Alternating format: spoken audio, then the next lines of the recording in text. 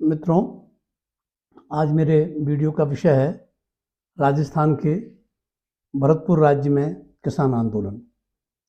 जैसा मेरे जो नियमित सब्सक्राइबर हैं उनको पता है कि मैंने राजस्थान के किसान आंदोलनों को एक श्रृंखलाबद्ध तरीके से अपने इस चैनल पर प्रस्तुत किया है और अंतिम प्रस्तुति जहाँ तक किसान आंदोलन का प्रश्न है राजस्थान के ऊपर, वो आज की प्रस्तुति है, क्योंकि जो प्रमुख आंदोलन जितने हुए राजस्थान के उन सबको मैं कवर कर चुका हूँ।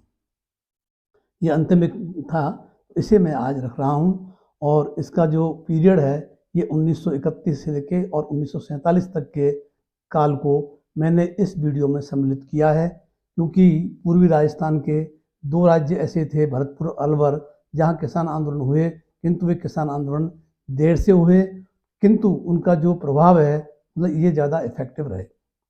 मैं अपने वीडियो की वार्ता आरंभ करूं उसके पहले मैं आपको पुनः एक बार स्मरण दिलाना चाहूँगा कि यदि आपने मेरे चैनल को सब्सक्राइब नहीं किया है तो इसे सब्सक्राइब करें और सब्सक्राइब करते समय जो बेल आइकन है, घंटी का जो निशान है, उसे ज़रूर दबाएं ताकि मेरे जो आने वाले वीडियो हैं उनकी सूचना आपको मिलती रहे, जो नया वीडियो में डालूँगा।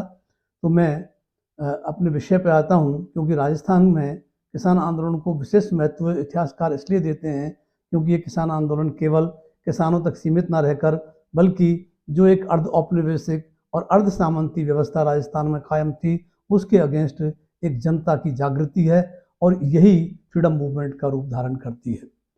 जहाँ तक भरतपुर स्टेट का प्रश्न है, यहाँ जागीरदारों जैसी कोई व्यवस्था ज़्यादा थी नहीं, बहुत सीमित मात्रा में कुछ स्टेट ग्रांटीज होते थे जिनको विभिन्न सेवाओं के बदले या विभिन्न ओहदों के बदले कुछ भूमि उनको दी गई होती थी। तो यहाँ 95% भूमि जो थी वो खालसा के अंतर्गत थी, अर्थात सीधे राज्य के नियंत्रण में थी, और 5% पर खास तौर पर छोटे जागीर, माफीदार, इनामदार, तनख्वाहदार आदि कुछ लोग थे जो राजस्व मुक्त भूमि का उपयोग करते थे। वे स्वयं किसान नहीं थे, अधिकांशतः वे अपनी भूमि किसानों को अपनी ही शर्तों पर दिया करते थे और उनकी शर्तें लगभग उसी के समान होती थी जो खालसा क्षेत्र में राज्य की शर्तें होती थी। तो इसलिए जागीरदारों जैसी कोई जिसको हम कहते तो वो व्यवस्था यहाँ नहीं थी, क्योंकि स्टेट भी छोटा था और ये बाद में ये क्रिएट हुआ है और इसका जो क्रिएशन है वो भी बड़े के भाईचारे के रूप में ही हुआ, तो वो एक अलग प्रश्न है, उसमें मैं ज़्यादा बात नहीं करूँगा। किंतु वहाँ भूराजस्व के प्रशासन के लिए एक जागीरदारी ये जो व्यवस्था थी उसे लंबरदारी या पटेल व्यवस्था कहते थे। लंबरदार और पटेल जो होते थे वो भूराजस्व की वसूली के लिए जिम्मेदार होते थे। हर गांव में वहाँ के आकार के अनुसार पटेलों की संख्या होती थी और वे पटेल जो राज्य का अहदेदार जो कर्मचारी हैं, पटवारी वगैरह जो भी हैं, उन सबको मदद करते थे, क्योंकि राजस्व उगाने के पहले पड़ताल होती थी और उसमें जो है ये सारा विवरण होता था, किस भूमि में कितना क्या फसल और क्या हुआ। तो इस सारे का जो इंद्राज होता था वो भी पटेलों के निगरानी में होता था। पटेलों को सब खेतों की नाप और नंबर तो मुंहजबानी याद होते थे और इन पटेलों को दो फायदे थे, एक तो पटेल अपने आप में मुखिया है, दूसरा क्या है कि जो राजस्व वसूल होता था उसमें हक पटेल भी हुआ करता था। पटेल का हक एक हिस्सा होता था जो पटेल के को मिलता था। साथ ही साथ पटेल को जो भूमि वो जोतता अगर अपने जोत में रखता है तो उस भूमि पर उससे कर मुक्त भी कर देते थे या उससे रियायती दरों पर कर लिया करते थे। तो एक तरह से वो राज्य का ही अंग था और दूसरी तरफ क्या है, वो किसान बरादरी से होने के कारण उसका जो भाईचारा है वो अपने किसानों के साथ में है। तो उनके बीच में कोई जहाँ जागीरदार और किसान के संबंध थे, यहाँ पटेल और किसान के संबंध वैसे नहीं है, ये थोड़े से लिबरल हैं। ये तो नहीं कह सकते कि बिल्कुल ही बड़ी प्रजातांत्रिक व्यवस्था थी, ऐसा कुछ नहीं था, सामंती व्यवस्था ही थी और पटेल अपने आप में पावरफुल भी होते थे, लेकिन पटेल कभी जहाँ तक संभव होता था किसान के साथ ज्यादती नहीं करते थे, ये उनकी खासियत थी। तो ये जो भरतपुर स्टेट में किसान आंदोलन शुरू होता है, ये किसान आंदोलन भी एक आश्चर्यजनक स्थिति है कि पटेलों के या मुझे लंबरदार जिन्हें में कहते हैं, उन लंबरदारों के नेतृत्व में 1931 में भरतपुर में पहला किसान आंदोलन हुआ। 1971 में एक नया बंदोबस्त लागू किया गया था, जिस नए बंदोबस्त के अनुसार भू राजस्व के कुल उत्पादन का, उसका नहीं नेट का, यानी ग्रॉस प्रोड्यूस का 1/3 पार्ट जो है, ये 1/3 हिस्सा राजस्व के रूप में निर्धारित किया। ये एकदम से बहुत बड़ी वृद्धि थी, 1931 की बात मैं कर रहा हूँ। और भू राजस्व के अलावा एक तो आबियाना कर, जिसको सिंचाई कर भी कहते थे, और भूमि दो भागों में थी, दो हिस्सों में बांटते थे उसको। एक को बोलते थे चाही, एक को बोलते थे बारानी। तो बारानी तो वो थी जो बरसात पर निर्भर करती है, और चाही वो थी जो सिंचित है, चाहे वो कुएं के द्वारा सिंचित हो। जो कुएं को चलाने के लिए तो किसान को बड़ी लागत भी लगानी पड़ती थी, मेहनत भी करनी पड़ती थी, किंतु वो सिंचित भूमि होने के कारण उसका टैक्स अलग होता था। और ये आबियाना कर जो है कुओं की सिंचाई पर भी लिया जाता था, और जहाँ नहरों का था वहाँ तो आबियाना कर और ज़्यादा था। इसके अलावा मलबा, जिसको हम गांव खर्च कहते हैं, हक पटेल, हक पटवारी, इस तरह की लागें भी उसमें के साथ और थी। 1/3 ऑफ प्रोड्यूस, तो लैंड रेवेन्यू, और उसके बाद लागतें। और इन सब के अतिरिक्त जो राजस्व संग्रह होगा उसका 3% शिक्षा, स्वास्थ्य और सड़क, इसके लिए पहली बार 1931 में एक नया कर इंट्रोड्यूस किया गया, जिससे किसानों में बेचैनी फैलना स्वाभाविक था। इसका दुष्परिणाम एक और भी कारण था कि जो 1929-30 का विश्वव्यापी आर्थिक संकट है, उस आर्थिक संकट से जनता ही नहीं, राज्य भी जो है हिल रहे थे। तो उन्होंने क्या है कि राज्यों ने अपनी डगमगाती अर्थव्यवस्था को सुदृढ़ करने के लिए कर के जो वो प्रारूप है उसमें परिवर्तन किया। और ये इतना ड्रास्टिक चेंज था कि किसान इसको बियर नहीं कर सकते थे। और ख़ास तौर पर जिन नंबरदारों को, पटेलों को भू राजस्व वसूली का एक तरह से उनको जो है उनकी ड्यूटी थी, ये उनको किसी भी तरह से भू राजस्व वसूल करवाना है। और यदि भू राजस्व वसूल नहीं होगा तो यहाँ तक जो कहते हैं लोग बाग, एक समय ये होता था पटेलों पर राज्य की ओर से जाति होने लगती थी, और वो कहते थे पटेल को ये गिरफ्तार करके कई बार तहसील में बुलवा लिया जाता था। तो एक किस्सा सुनाते हैं जो कि ऐतिहासिक नहीं है, जो मैंने अपने गाँव में सुना है, कि एक जो पटेल जी थे उनको तहसील में बुला लिया गया। उनसे कहा भाई आपका राजस्व तो यहाँ पे नहीं संग्रह होगा ही नहीं हो पाई, तो इसके लिए आप जिम्मेदार हैं, तो तुमको सजा मिलेगी। तो वो बोले कि साहब मैं तो पूरी कोशिश किया, लेकिन किसानों की हालत भी ठीक नहीं है, तो मैं अब क्या कर सकता हूँ। तो उनका इनको आदेश हुआ कोई कोड़े लगाने का, इनको तो कोड़े लगा दो, या इनको इतनी बेत लगा दो। जब बेत लगाने की बात आई तो पटेल बड़े असमंजस में था कि साहब मैं तो राज्य की सेवा करता हूँ। फिर वो पटेल जो है उसने कहा ठीक है साहब बेत लगा लो, मैं कपड़े खोल देता हूँ। बोले कपड़े क्यों खोल रहा है? कि देखिए साहब अगर चमड़ी फट जाएगी बेत से तो चमड़ी तो फिर आ जाएगी, लेकिन कपड़े फट गए तो कपड़े फिर नहीं आएंगे। तो पटेल जी ने कहा कि मेरी खुद की स्थिति यह है, तो आप समझ सकते हैं। तो उसकी बात को समझा गया और उसको कोई सजा नहीं दी गई, बल्कि उन क्षेत्रों का पुनः जो है इंस्पेक्शन किया गया कि भाई रूट कॉज क्या है इसका, जिससे कि ये अगुवाई नहीं हो पा रही है। तो एक ये मैंने अपना जो बात जोड़ी है, एक लोग उसमें कथा में, दंत कथाओं में लोगों में अभी प्रचलित है। मैंने तो अपने बचपन में अपने गांव के ही पटेलों से भी सुनी ये बात कि इस तरह का भी कई बार हो जाता था। तो जो बढ़ी हुई दरें थी 1931 में जो नया भू राजस्व ये बंदोबस्त लागू किया भरतपुर में, उसका परिणाम ये हुआ कि किसान भू राजस्व अदा करने में असमर्थ थे। न केवल किसान बल्कि लंबरदारों को भी इस राजस्व को एकत्रित करवाने में भारी दिक्कत का सामना करना पड़ रहा था। तो नवंबर 1931 में पटेलों ने अनेक प्रार्थना पत्र भरतपुर के महाराजा के पास भिजवाए, जिसमें ये आग्रह किया गया था कि ये टैक्स की बढ़ोतरी एकदम बहुत ज़्यादा है, इसे कम किया जाए, वरना तो टैक्स वसूल करना मुश्किल होगा। लेकिन राज्य की ओर से जब कोई सुनवाई नहीं हुई तो 23 नवंबर 1931 को ये जो किसान 500 किसान भरतपुर पहुंचे, और भरतपुर में जो राज्य काउंसिल का ऑफिस होता था, जिसको कहा जाता था महकमा खास, जो कि आज की भाषा में सचिवालय है, सेक्रेटरीट है, तो उस महकमा खास के समक्ष जाकर के 500 किसानों ने भोजी लंबरदार के नेतृत्व में एक जो है प्रदर्शन किया। भोजी लंबरदार ये भुसावर के पास के गांव रंदिलगढ़ के निवासी थे। तो वे लंबरदार थे, वो राजस्व वसूल नहीं कर पा रहे थे, इसलिए उन्होंने यह कदम उठाया। और इसका दुष्परिणाम ये हुआ कि 24 नवंबर को ही दूसरे दिन ही भोजी लंबरदार को गिरफ्तार कर लिया गया, उस पर तुरंत मुकदमा चलाया गया और उसे 25 रुपये की आर्थिक दंड भी दिया गया। तो इसका परिणाम ये हुआ कि इससे आंदोलन तो एक साथ खत्म हो गया, किंतु बाद में राज्य की ओर से भू राजस्व में अनेक छूटें भी दी गई और उदारता भी बरती गई। तो यूं करके चाहे ये आंदोलन दबा दिया गया था, किंतु इस आंदोलन ने अपना एक प्रभाव छोड़ा। एक चीज़ खास और है, ये आंदोलन ऐसे समय हो रहा है, चाहे एक लोकल मामला है ये, लेकिन इस समय पूरे देश में देशव्यापी सविनय अवज्ञा आंदोलन चल रहा है।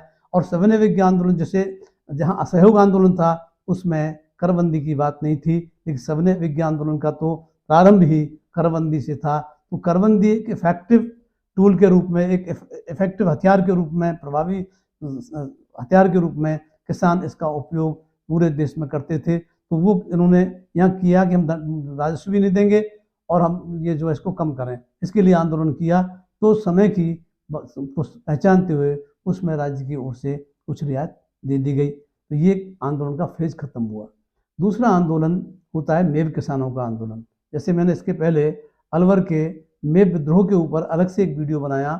उस समय क्या है कि जो अलवर और भरतपुर है, इसका जो मेवात क्षेत्र है जहाँ मेव जाति के लोग निवास करते हैं, वो बिल्कुल जुड़ा हुआ है। और वे नातेदारी, रिश्तेदारी और दूसरे सोशल तरीकों, गोत्र, जो इनके क्लाइंट्स वगैरह होते हैं, उनसे बड़े ये जो है इनमें एकता काफ़ी है। तो उस समय क्या हुआ, जब अलवर में मेवों का विद्रोह हुआ तो अलवर के जो मेव विद्रोह है उसके प्रभाव में ही भरतपुर के मेवों ने भी सीधे राज्य के साथ संघर्ष छेड़ दिया। अलवर राज्य के समीप जो भरतपुर रियासत थी, उस रियासत की नगर और पहाड़ी तहसीलों, दो तहसीलों में नगर और पहाड़ी, इनमें मेवों की जनसंख्या काफ़ी थी। और अलवर के विद्रोह के समय भरतपुर राज्य काउंसिल, जिसको ये को बोलते थे, महकमा खास के जो थे अध्यक्ष, उन्होंने नगर और पहाड़ी के मेव लंबरदारों को, मेव लंबरदार भी होते थे, लंबरदारी और पटेलाई व्यवस्था की एक ही विशेषता थी, जिस गांव में जिस जाति के किसान ज़्यादा होते थे उन्हीं जाति के आदमी को पटेल चुना जाता था। भरतपुर में मैं देखता हूँ कि यहाँ पे गुजर पटेल हैं, जाट पटेल हैं, ब्राह्मण पटेल हैं, मेव पटेल हैं, कई जगह माली भी पटेल हैं। तो इस तरह से क्या है कि वो व्यवस्था ये थी कि जहाँ जिसकी मेजोरिटी हो उनमें से पटेल रखा जाए, ताकि वो बड़ी आसानी से राजस्व इकट्ठा करवा सकता है। तो जब अलवर का विद्रोह चल रहा था मेवों का, उस समय भरतपुर के राज्य काउंसिल के अध्यक्ष ने इस बात के लिए आगाह किया था नगर और पहाड़ी के मेव लंबरदारों को कि वे इस आंदोलन से अपने आप को, इस जो झगड़ा चल रहा है अलवर में मेवों का, इससे अपने आप को दूर रखें। किंतु ऐसा कुछ हो नहीं सका। और उसका कारण क्या हुआ कि 7 जनवरी 1933 को, जो मैंने पिछली वीडियो में बताया है, ये अलवर राज्य के गोविंदगढ़ नामक स्थान पर गोलीकांड हुआ, जिसमें काफ़ी मेव मारे भी गए थे। राज्य की सेनाओं के साथ मेवों की टकराव हुई थी और वहाँ जो आंदोलन था मेवों का, वो सांप्रदायिक रूप धारण करने लगा था। और ये जो राज्य के खिलाफ विद्रोह था वो हिंदू मुस्लिम विद्रोह के रूप में परिवर्तित होने लगा। तो ऐसी स्थिति में ये जो जब गोविंदगढ़ में गोलीकांड हुआ, तो गोविंदगढ़ जो है वो नगर और पहाड़ी तहसीलों के एडजॉइनिंग है। तो उससे क्या हुआ, मेव अशांत हो गए और मेवों में ये अनपढ़ थे ज़्यादातर, ये फैला दिया गया कि जो सारा मामला चल रहा है ये मेवों के खिलाफ चल रहा है, मेवों को ख़त्म कर देना चाहते हैं। दूसरा क्या है, उस समय सब जानते ही हम इतिहास के विद्यार्थी कि सांप्रदायिकता का एक माहौल चल रहा था, जिसमें एक छोटी सी अफवाह बड़ी घटना का रूप धारण कर सकती थी। तो ये जो गोविंदगढ़ का गोलीकांड है, उससे नगर और पहाड़ी में भारी अशांति फैल गई। और मार्च 1933 में जब राजस्व के मांग पत्र जारी किए गए, तो ये जो 2 गांव हैं यहाँ के नगर तहसील के, एक तो है सेमला कलां और इसके अलावा दूसरा है ये लाड़म का और पापड़ा, ये पहाड़ी तहसील के गांव थे। इन गांवों के मेव लंबरदारों ने मांग पत्र स्वीकार नहीं किए, क्योंकि उन्होंने ये फैसला कर लिया था कि वे राजस्व नहीं देंगे, क्योंकि वो अपने मेव ब्रदर्स हैं उनको सपोर्ट करने के लिए उन्होंने करबंदी का आंदोलन किया। और यूँ फिर उन्होंने अपना मांग पत्र तैयार कर लिया, अगर राजस्व ज़्यादा है, ये तमाम बातें। तो इस तरह से मार्च 1933 में जब मांग पत्र जारी हुए उसके राजस्व वसूली के, मेव लंबरदारों ने बहिष्कार किया। मेव लंबरदारों ने इन गाँवों के अतिरिक्त, जिसमें बताया मैंने, लाड़म का, पापड़ा, सेमला कलां, झितरा हेड़ी, इन गाँवों के मेवों ने अन्य गाँवों के मेवों को तो कहा ही, साथ ही साथ अन्य जाति के जो लंबरदार थे उनको भी उन्होंने इस बात के लिए दबाव दिया कि आप लोग ये मांग पत्र स्वीकार नहीं करें और राजस्व का बहिष्कार करें। तो ये जो राजस्व के बहिष्कार में मेवों ने निर्णय ले लिया, यदि कोई मेव राजस्व का भुगतान करता है तो उसे जाति बाहर कर दिया जाएगा। तो जाति बाहर के डर से मेव जो हैं उन्होंने बात मान ली। लेकिन ये गांव है ये नगर तहसील में झीतरा एड़ी, उस झीतरा एड़ी में मेव लंबरदारों ने गुजर लंबरदारों के साथ मार पिटाई की, क्योंकि गुजर लंबरदारों ने भू राजस्व के मांग पत्र स्वीकार कर लिए थे और उसमें उन्होंने ये समझा, उस गांव के में दोनों ही पटेल थे, कुछ एरिया के पटेल मेव थे, कुछ के गुजर थे, तो उनके बीच में मार पिटाई तक हुई। तो इसलिए क्या हुआ कि और लोग भी जो किसान थे और लंबरदार थे वो भी थोड़ा सा भयभीत हो गए और उन्होंने देखा कि चाहे चुप रहना ही ज़्यादा उचित है, तो उन्होंने भी भू राजस्व की वसूली में कोई ज़्यादा इंटरेस्ट नहीं लिया। तो राजस्व भुगतान की जो अंतिम तिथि थी वो 31 मई 1933 थी, किंतु कोई खास प्रगति नहीं हुई, 10% भी इकट्ठी नहीं हो पाई राजस्व। तो उसके बाद उसी बीच आंदोलन चल रहा है मेवों का, उनको थोड़ा पैसिफाई करने के लिए, संतुष्ट करने के लिए 16 जून 1933 को आगरा के अतिरिक्त जिला मजिस्ट्रेट थे खान बहादुर काजी अजीजुद्दीन बिलग्रामी, उस बिलग्रामी को जब भरतपुर काउंसिल का पुलिस और शिक्षा का सदस्य उसको नामित कर दिया। और वो जब वो सदस्य बन गया काउंसिल का, तो उन्होंने सबसे पहले जो काउंसिल की बैठक हुई तो उसमें ये प्रावधान रखा गया कि जो भू राजस्व का विरोध करेंगे उनको कैद की सजा का प्रावधान होगा, इसलिए इस बात को प्रचारित कर दिया जाए। तो इस जो मेजर लिया राज्य ने, उससे भी कोई ऐसा इफेक्टिव असर दिखाई नहीं दिया और परिणाम ये हुआ कि ये जो है भू राजस्व की उगाही का कार्य डिले होता चला गया। अंततः 19 जून 1933 को सुबह नगर तहसील और के सेमला कलां और इसके पड़ोसी गांव झीतरा हेड़ी, इन दो गांवों को जो सैन्य बल था राज्य को जहाँ जहाँ से मिल सकता था अंग्रेजों से, जो भी उस सैन्य बल ने इन दो गांवों को सेमला कलां और झीतरा हेड़ी को घेर लिया और साथ ही साथ अलवर, भरतपुर और गुड़गांव, इनकी सीमाओं को सील कर दिया गया ताकि एक दूसरे राज्य से ये जो मेव हैं वो जो उनकी हलचल बंद हो जाए। तो इसलिए उनकी जो सीमाएं हैं उनको सील कर दिया गया और इस गांव में जो है जो सैन्य बल के आधार पर जो है राजस्व वसूल करने का काम शुरू किया, जिसमें कि यदि उनके पास अनाज मिला तो अनाज को ले लिया, पैसा मिला तो पैसे को ले लिया, ये भी नहीं मिला तो अगर गहना मिला तो वो ले लिया और नहीं तो पशु धन मिला तो वो ले लिया। तो बलपूर्वक जुलाई 33 के अंत तक लगभग एक माह उस सैन्य बल के दम पर इन दो गांवों में सेमला कलां झीतरा हेड़ी से राजस्व वसूल हो गया। और इस सब का प्रभाव ये पड़ा, ये जो कथित सेना जिसको कहें या सैन्य बल कहें, ये सैन्य बल जो है इसके बाद ये पहाड़ी तहसील के पापड़ा और लाड़म का गाँव में प्रवेश कर गया और दिसंबर 1933 के अंत तक राजस्व वसूल कर लिया गया। तो यूँ करके मेवों के आंदोलन को भी दबा दिया गया। किंतु 1934 जनवरी 1934 में बिलग्रामी जो ये बनाया था भरतपुर काउंसिल का सदस्य, उस बिलग्रामी के मातहत उसके अंतर्गत एक कमेटी मेवों के विषय की जांच करने के लिए गठित की गई, जिसको मुख्य रूप से तो भरतपुर राज्य के मेवों की समस्या बात करनी थी, किंतु मेवों की समस्या को इन टोटलिटी देखना था, क्योंकि ये जो गुड़गांव है ये डायरेक्ट ब्रिटिश रूल का एरिया था। ये जो अब हरियाणा में काफ़ी बड़ा एरिया है, केवल गुड़गांव ही नहीं, लंबा इलाका है इनका। तो और इधर अलवर, इधर भरतपुर, तो इनको ये लगा कि इनको यहाँ कोई विशेष आवश्यकता है और ये हुआ कि उस जांच समिति के आधार पर मेवों को भी रियायतें दी गई और साथ ही साथ इस समिति की सिफारिश पर 1936 में पुनः भूमि का जो बंदोबस्त है वो फिर किया गया, क्योंकि 31 में लागू हुआ था।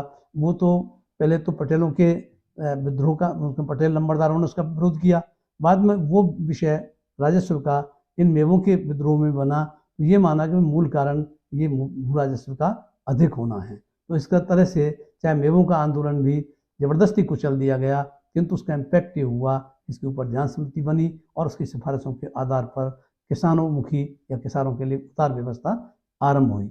अब तीसरा फेज जो है भरतपुर राज्य के किसान आंदोलन के संबंध में, वो है भरतपुर प्रजा परिषद के नेतृत्व में किसान आंदोलन। भरतपुर प्रजा परिषद, जिसको आप प्रजामंडल के नाम से भी जानते हैं, जो all India state people's conference थी, उसी के अंतर्गत सभी देसी रियासतों में प्रजामंडलों का गठन हुआ था। भरतपुर में जो संगठन था उसका नाम था भरतपुर प्रजा परिषद। और भरतपुर प्रजा परिषद इसके अलावा इसके साथ में एक जुड़ी थी लाल झंडा किसान सभा। जो लाल झंडा किसान सभा किसी पार्टी की नहीं थी, वो एक क्रांतिकारी संगठन था स्थानीय स्तर का।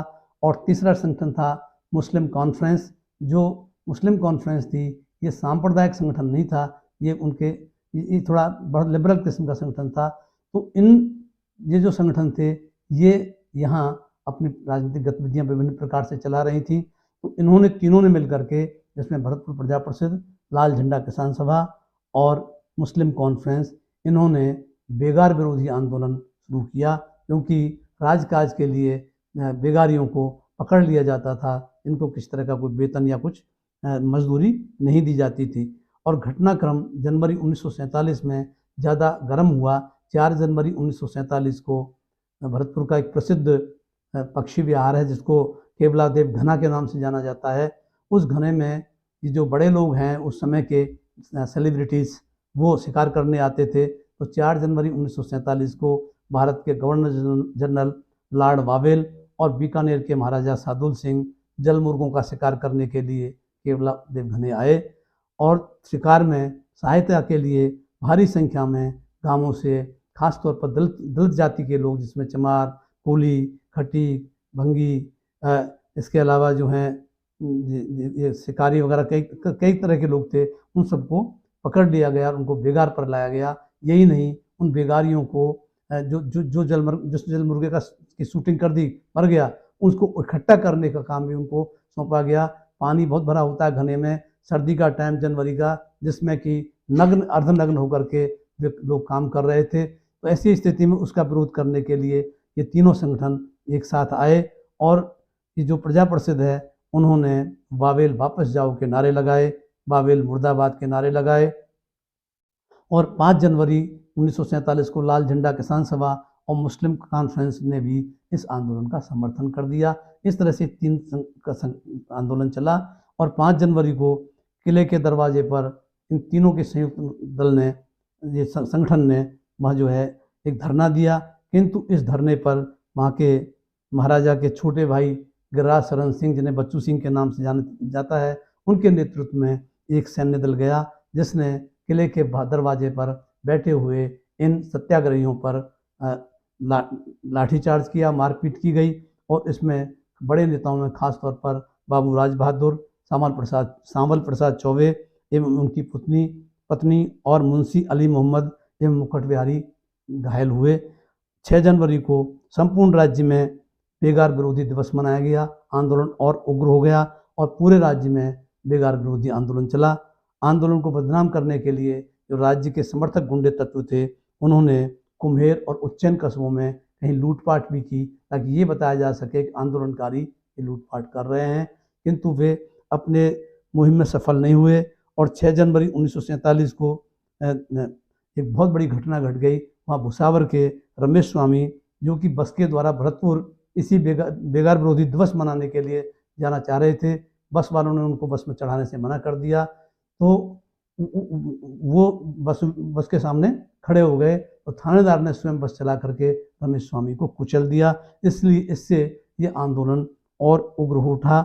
लेकिन ये जो आंदोलन तो सितंबर 47 तक चलता रहा, लगभग 6 महीने तक आंदोलन चलता रहा। किंतु अगस्त में तो देश आज़ाद हो चुका था और ये सिलसिला लगभग चल रहा था कि इन राज्यों का विलय होगा। और सबसे पहले जो विलय हुआ, क्योंकि जो विलय की प्रक्रिया आरंभ हुई, उसमें सबसे पहले अगर राजस्थान में कोई विलय हुआ तो मार्च 1948 में मत्स्य संघ का गठन किया। इस मत्स्य संघ में अलवर, भरतपुर, धौलपुर, करौली, इन 4 पूर्वी राजस्थान के राज्यों को सम्मिलित किया गया। तो इस तरह से जो भरतपुर का किसान आंदोलन है, वो पहला लंबरदार आंदोलन, दूसरा मेव विद्रोह और तीसरा ये जो प्रजा परिषद, लाल झंडा किसान यूनियन वो सभा और मुस्लिम लीग के नेतृत्व में हुआ। तो इस तरह से जो जन चेतना, जन जागृति है, उसने आज़ादी की लड़ाई में अपनी भूमिका निभाई। नमस्कार।